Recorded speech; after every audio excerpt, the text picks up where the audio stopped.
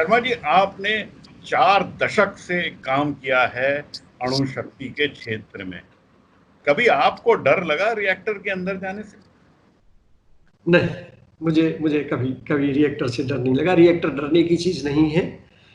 हमारा ये दृढ़ विश्वास है कि जो रिएक्टर संरक्षित रिएक्टर है, सेफ रिएक्टर है, वही विश्वसनीय रिएक्टर भी है, वही रिलायबल रिएक्टर भी है, और सेफ्टी में यानी संरक्षा में और प्रोडक्शन में यानी उत्पादन में कोई विरोधाभास नहीं।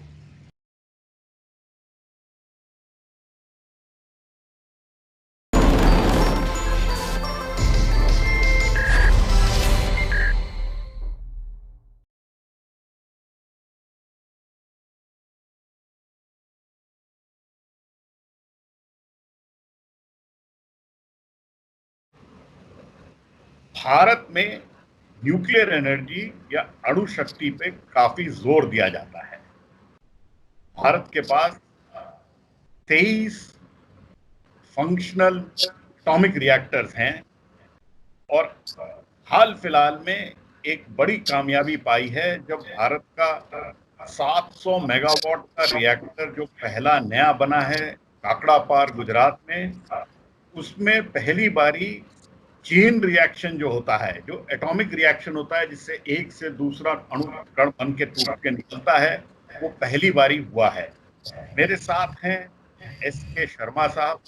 वो पेशे से न्यूक्लियर इंजीनियर हैं और 40 साल से वो केवल अणु शक्ति बना रहे हैं और हिंदुस्तान को कार्बन फ्री क्लीन एनर्जी देने का उनका वादा है। शर्मा जी, पहले तो ये बताइए, ये हमारा जो नया रिएक्टर बना है इसके बारे में थोड़े से डिटेल दीजिए काकड़ा पार के, और इससे हमें क्यों फक्र होना चाहिए।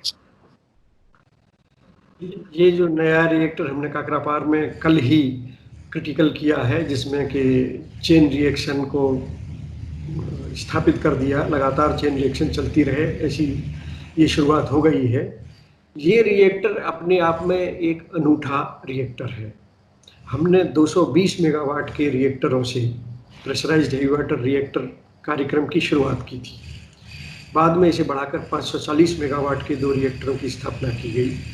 लेकिन ये 700 मेगावाट क्षमता के रिएक्टर हैं जिनको पूरी तरह से पुनः रीडिजाइन किया गया है। इसमें कई नए और अनूठे संरक्षा प्रणालियों का समावेश किया गया है और ये काकड़ा पार 3 इस सीरीज का पहला रिएक्टर है। तो इसलिए जब पहले रिएक्टर को हमने क्रिटिकल किया है तो ये हमारे लिए अधिक संतोष की बात है। इस तरह के हम कितने और रिएक्टर बनाएंगे?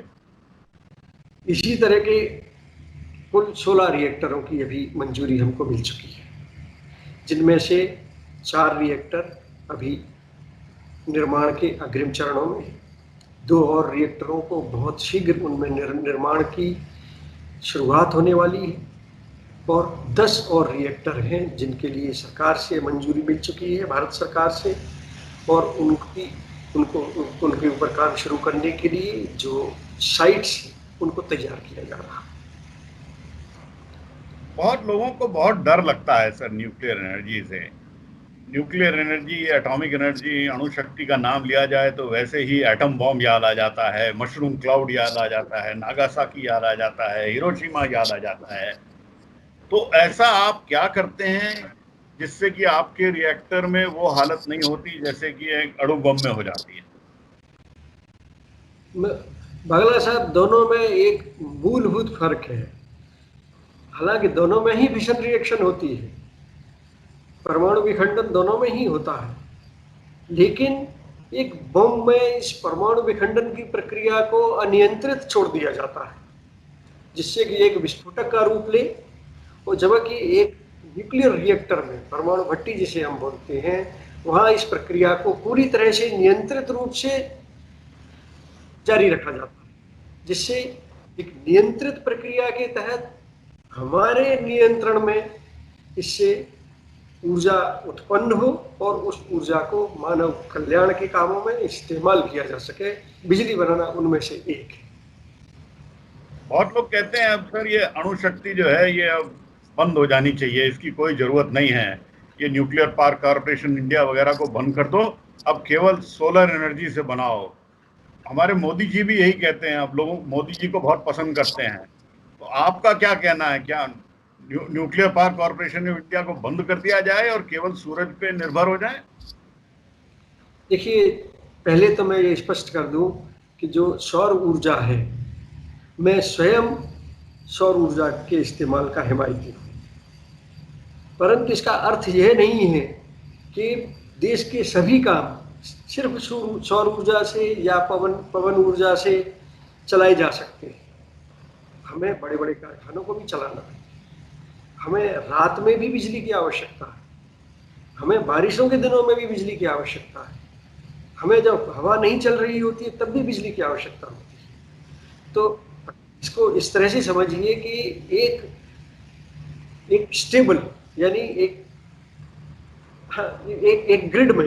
ग्रिड को रिलायबल रखने के लिए, विश्वसनीय बनाए रखने के लिए उसमें दोनों तरह की बिजली की आवश्यकता होती है। एक बेस लोड इलेक्ट्रिसिटी होती है जो हमेशा उपलब्ध है, पूरे साल भर उपलब्ध है, दिन रात उपलब्ध है, जिसको हम 24/7 बोलते हैं, उस बिजली की भी आवश्यकता होती है। और इस तरह की बिजली भी उस ग्रिड में इस्तेमाल की जा सकती है, जैसे कि सौर ऊर्जा, पवन ऊर्जा। और चूंकि हमारे देश में अभी सौर ऊर्जा, पवन ऊर्जा का हिस्सा काफी कम है, इसलिए हम सब ये चाहते हैं, माननीय प्रधानमंत्री जी के नेतृत्व में पूरा देश ये चाहता है कि सौर ऊर्जा और पवन ऊर्जा के इस्तेमाल को बढ़ावा दिया जाए। परंतु यदि हमें कार्बन के ऊपर, कोयले के ऊपर अपनी निर्भरता कम करनी है तो बेस लोड के लिए हमें नाभिकीय ऊर्जा यानी न्यूक्लियर पावर की आवश्यकता बनी रहेगी। और माननीय प्रधानमंत्री जी भले ही सौर ऊर्जा की भी तारीफ करते हैं, लेकिन कल उन्होंने हमारी भी तारीफ की। उन्होंने क्या कहा आपसे? आपको मैसेज में क्या बोला प्रधानमंत्री? प्रधानमंत्री जी ने देश के जो परमाणु वैज्ञानिक हैं उनको बधाई दी है और इस बात पर संतोष जाहिर किया है कि ये पूर्णतः स्वदेशी रिएक्टर है और आत्मनिर्भर भारत, मेक इन इंडिया के जो हमारे मिशन हैं उनके अनुरूप है। तो आप nuclear power corporation of India में कुछ पीछे दिनों में आपने कई अनूठे काम किए, एक एक करके उनकी बातचीत करते हैं। पहली बात करते हैं, इस वक्त दुनिया में सबसे सस्ती बिजली पैदा करने वाला रिएक्टर जहां तक मेरी समझ है वो हिंदुस्तान में है, तारापुर 1 और 2 रिएक्टर, और वो दुनिया के सबसे पुराने रिएक्टर्स में से एक है। आपने इसको 50 साल से ज्यादा तक कैसे कामयाब रखा है? तारापुर 1 और 2 की जो इकाइयां हैं, दोनों इकाइयां, ये दुनिया के सबसे पुराने रिएक्टर इकाइयां हैं और 50 साल से अधिक समय से ये हमें एक विश्वसनीय प्रचालन दे रही हैं। इसके पीछे जो कारण है वो बहुत ही सरल है कि इन रिएक्टरों की समय समय पर हम इन रिएक्टरों के स्वास्थ्य की, इनकी हेल्थ की, इनकी प्रणालियों की हेल्थ की और इनमें जो स्ट्रक्चर्स हैं, जो कंपोनेंट्स हैं, जो इक्विपमेंट हैं, उनकी हेल्थ की, उनके स्वास्थ्य की हम बृहद समीक्षा करते हैं। एक हमारी गहन नियंत्रण प्रणाली है और उस नियंत्रण प्रणाली से प्राप्त परिणामों को विशेषज्ञों के द्वारा जांचा परखा जाता है, जिससे कि हम समय समय पर अपने लिए ये आश्वासन पैदा करते हैं कि ये आज भी पूरी तरह से अच्छी हालत में है, स्वस्थ हालत में है, इनको चलाना पूरी तरह सुरक्षित है। और अगर कोई भी छोटा भी हमें संकेत मिलता है तो हम उसको बहुत ही गंभीरता से लेते हुए पहले उसको ठीक करते हैं, उसका इलाज करते हैं, उसके बाद ही आगे। कब तक चलेंगे तारापुर 1 और 2 और सर? और बुड्ढे को कितना खींचोगे सर? अभी देखिए, फिलहाल मुझे लगता है कि अगले 5 साल तो मुझे कोई समस्या नज़र नहीं आती है। और बाकी जैसे मैंने आपको बताया कि हमारी एक सतत निगरानी प्रक्रिया है, तो उससे जैसे जैसे और हमें आश्वासन पैदा होता जाएगा, हमारा भरोसा बढ़ता जाएगा। 5 साल के आगे भी मैं उम्मीद करता हूँ प्रचालन जारी रहेगा। एक पीछे आपने और न्यूक्लियर पावर ने वर्ल्ड रिकॉर्ड बनाया था, हम वर्ल्ड रिकॉर्ड की ही बात कर रहे हैं, हम छोटे मोटे रिकॉर्डों की बात नहीं कर रहे हैं। सबसे लंबे समय तक बगैर रुके हुए न्यूक्लियर रिएक्टर को चलाया आपने। आसान काम नहीं है, बहुत मुश्किल काम होता है, थोड़ा सा उसके बारे में बताइए। मुझसे कई लोग पूछते हैं कि ये इस तरह का रिकॉर्ड कैसे बना, इसको बनाने के लिए क्या क्या किया गया। लेकिन बागला साहब, अगर कोई एक लिस्ट होती करने योग्य कामों की कि इनको करने से 962 दिन तक रिएक्टर को चलाया जा सकता है और वर्ल्ड रिकॉर्ड बन जाता है, तो सभी कर लेते और हम भी बार बार कर लेते। इसके पीछे जो कारण है वो है आपका वर्क कल्चर, आपकी कार्य संस्कृति, जो कि गुणवत्ता को और छोटी छोटी चीजों पर ध्यान देने की प्रवृत्ति को बढ़ावा देती हो। और ये दो अगर चीजें स्थापित हो जाएं किसी प्लांट में, तो कोई कारण नहीं है कि वो बार बार लंबे समय तक प्रचालन करेगा। हर बार 942 दिन होंगे या 1000 दिन होंगे या 642 दिन होंगे, इससे फर्क नहीं पड़ता है। जो ज़्यादा महत्वपूर्ण है वो ये है कि लंबा प्रचालन हो और विश्वसनीय प्रचालन हो। इस इकाई को भी 962 दिन चलने के बाद हमने बंद किया था। थोड़ा सा बताओ कौन सी इकाई है, क्या करती है, कहाँ पे है? ये अच्छा, मैं जिसकी बात कर रहा हूँ ये है हमारा कर्नाटक में कायगा जनरेटिंग स्टेशन है, जहाँ हमारी 4 इकाइयाँ हैं।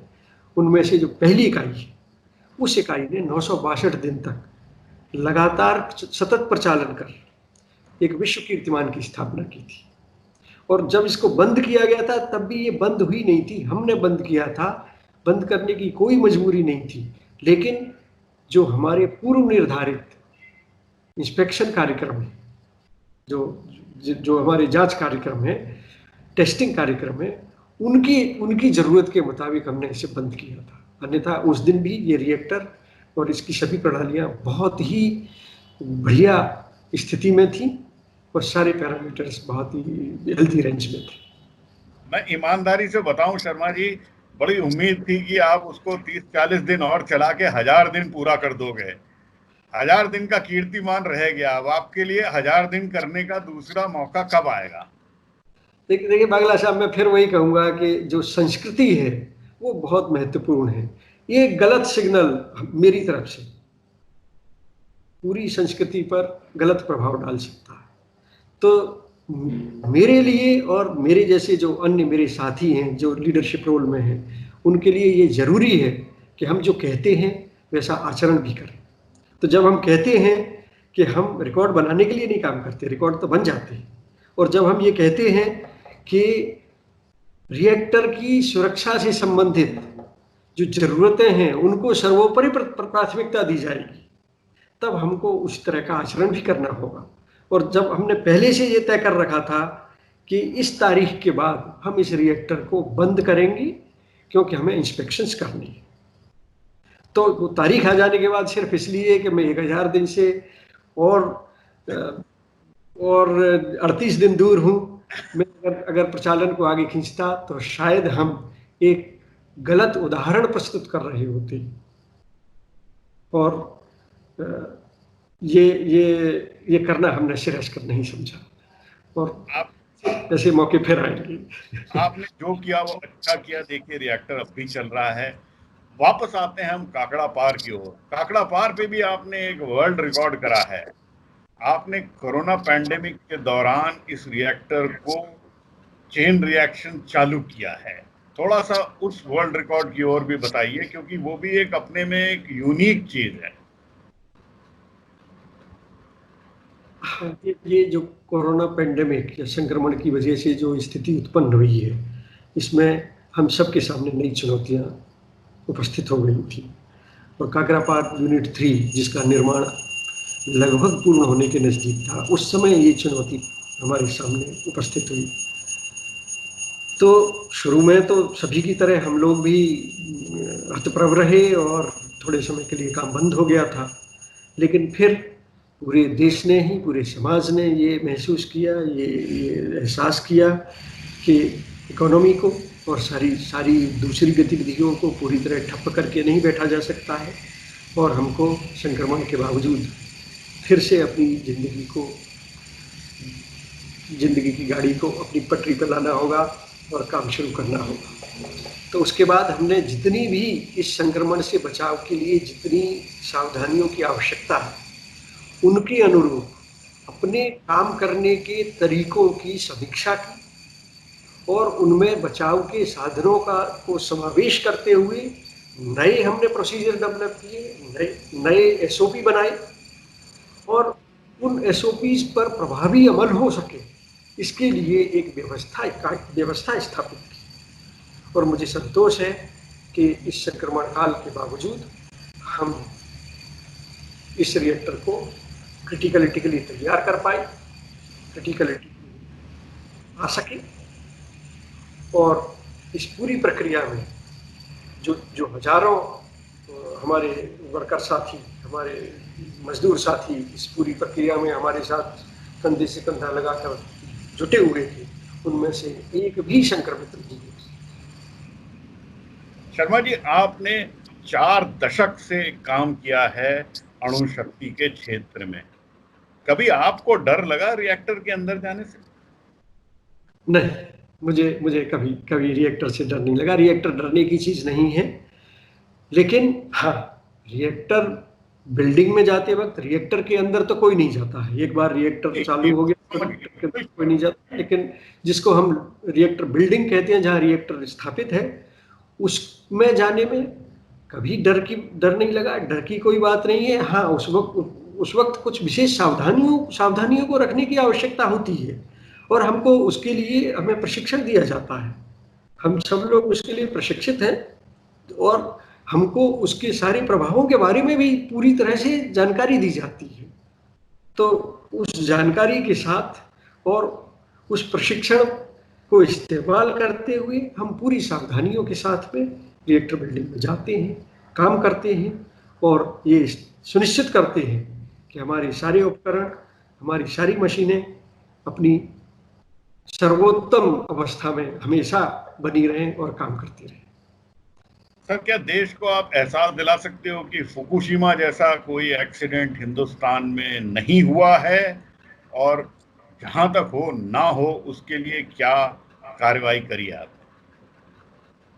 फुकुशिमा जैसा कोई, पहले तो मैं ये स्पष्ट कर दूं कि फुकुशिमा या उसके आसपास की तीव्रता का भी कोई एक्सीडेंट हमारे देश में नहीं हुआ है, और मुझे पूरा विश्वास है कि इस तरह का कोई एक्सीडेंट हमारे रिएक्टरों में नहीं हो सकेगा, नहीं होगा। और इसके कई कारण हैं। वो तकनीकी कारणों में जाऊं तो काफ़ी समय लगेगा, तो इसलिए तकनीकी कारणों को छोड़ते हुए मैं सिर्फ ये कहूँगा कि इसके पीछे जो सबसे बड़ा कारण है वो है हमारी कार्य संस्कृति, जिसमें कि हम संरक्षा को सर्वोच्च प्राथमिकता देते हैं। हमारे लिए संरक्षा यानी सेफ्टी की पहली प्राथमिकता है, यही हमारी दूसरी प्राथमिकता है, और यही हमारी अंतिम प्राथमिकता है। हमारा ये दृढ़ विश्वास है कि जो रिएक्टर संरक्षित रिएक्टर है, सेफ रिएक्टर है, वही विश्वसनीय रिएक्टर भी है, वही रिलायबल रिएक्टर भी है, और सेफ्टी में यानी संरक्षा में और प्रोडक्शन में यानी उत्पादन में कोई विरोधाभास नहीं। अगर आप सेफ्टी का ख्याल रखेंगे तो स्वाभाविक है कि आप रिएक्टर और इसकी सभी प्रणालियों के स्वास्थ्य का भी पूरा ख्याल रखेंगे, और वही प्रणालियां अच्छा उत्पादन देने के लिए भी आवश्यक होती हैं। तो इसलिए मुझे पूरा विश्वास है कि हम हमारी इस कार्य संस्कृति के चलते और हमारे इस विश्वास के कि हम स्व संरक्षा को सर्वोच्च प्राथमिकता देते हैं, हमारे रिएक्टर न सिर्फ विश्वसनीय प्रचालन देंगे बल्कि उत्पादन देंगे, बल्कि कभी भी किसी भी बड़े एक्सीडेंट की संभावना उत्पन्न नहीं हो सकेगी। देखिए, सरकार ने तो बहुत भरोसा रखा है भारत के एटॉमिक एनर्जी डिपार्टमेंट पे, न्यूक्लियर पावर कॉरपोरेशन पे। आने वाले आपको 15-20 रिएक्टर की इजाजत मिली हुई है, लेकिन क्या पूरी तौर से सुरक्षित रहेंगे हमारे रिएक्टर? सर, ये भारत को भरोसा एक बारी फिर दिलाओ आप। ये जो प्रश्न आप बार बार पूछते हैं बागला साहब, इसके पीछे शायद वो जो हिरोशिमा और नागासाकी की यादें हैं वो अभी दिमाग में बची हुई हैं। तो मैं आपको विश्वास दिलाना चाहता हूँ और देश को भी विश्वास दिलाना चाहता हूँ, दोनों में बहुत फर्क है और हमारी तकनीक बहुत उन्नत तकनीक है। हम सेफ्टी के लिए बहुत सारे पैसिव सेफ्टी फीचर्स का इस्तेमाल करते हैं, यानी सुरक्षा सुनिश्चित करने के लिए जो प्रकृति के नियम हैं उनके अनुसार प्रणालियां काम करेंगी और अपने आप ही रिएक्टर को सुरक्षित अवस्था में ले जाएंगी। इसके अलावा जो हमारी वर्कफोर्स है, हमारे जो कर्मचारी हैं, हमारे जो इंजीनियर्स हैं, उनकी शिक्षा का स्तर, उनके प्रशिक्षण का स्तर और उनका कमिटमेंट, उनका कार्य संस्कृति, ये सब मिलकर ये भरोसा दिलाते हैं कि इन रिएक्टर्स को पूरी तरह से सुरक्षित तौर पर चलाया जाता रहेगा। शर्मा जी, आपसे बात करके अच्छा लगा। उम्मीद भारत यही करेगा कि आने वाले टाइम में भी हमारे 2 दर्जन के करीब जो न्यूक्लियर रिएक्टर हैं और आने वाले 20 रिएक्टर सुरक्षित चलते रहें और भारत को कार्बन फ्री एनर्जी मिलती रहे। और आपने 40 साल से ज्यादा अणुशक्ति में लगाए, आप और समय लगाओ और भारत उससे फायदा उठाए, यही भारतवासी और मेरी पूरी कामना है। बहुत धन्यवाद। बहुत बहुत धन्यवाद। आपसे बात करके मुझे भी बहुत अच्छा लगा और एक बार फिर मैं आपको भरोसा दिला रहा हूँ कि ये रिएक्टर सुरक्षित रहेंगे और इनसे डरने की या इनके ऊपर शंका करने का कोई कारण नहीं। धन्यवाद।